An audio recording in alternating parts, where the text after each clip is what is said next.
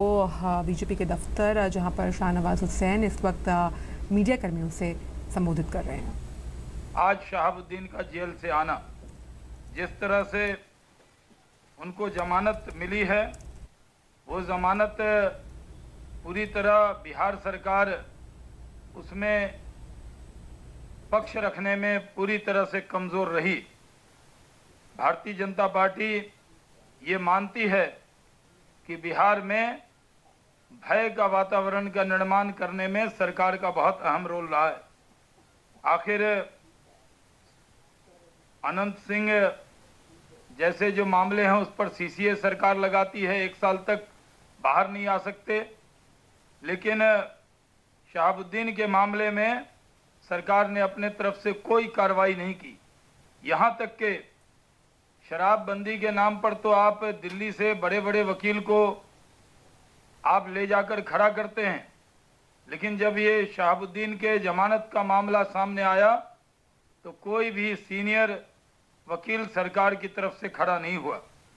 और जिस तरह उन्होंने निकलने के बाद जिस तरह की भाषा का उपयोग किया है, उससे साफ जाहिर है कि अगर सत्ताधारी दल से जुड़े हुए व्यक्ति जो अपराध में शामिल हों, जिन पर कई केस में मुकदमा चल गया हो और कई में सज़ा हो गई हो, और वो व्यक्ति ही बिहार के मुख्यमंत्री को नेता मानने को तैयार नहीं, उनको परिस्थिति का मुख्यमंत्री बता रहा हो, तो आप समझ सकते हैं कि आज बिहार की हालत क्या है।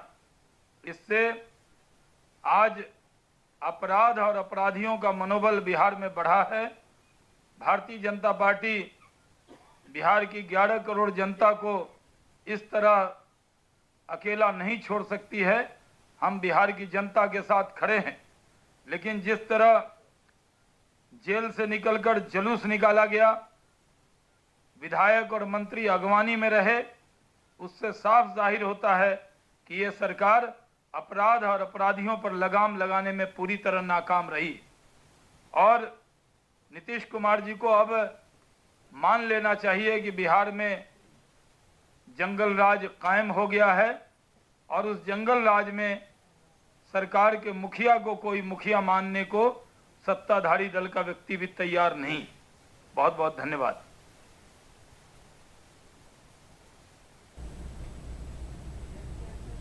तो यह सुन रहे थे भाजपा के केंद्रीय मंत्री, खासतौर पर शाहनवाज हुसैन, जिन्होंने शहाबुद्दीन, जिन्हें आज 11 साल बाद रिहा किया गया है, उस पर प्रतिक्रिया दे रहे थे। साफ तौर पर उनका कहना था, और बिहार के शासन पर तंज कसते हुए उन्होंने साफ तौर पर कहा कि जिस तरह से उन्हें बाहर किया गया है वो साफ तौर पर ये दर्शाता है कि किस तरह से बिहार में जंगल राज पनप रहा है। और आइए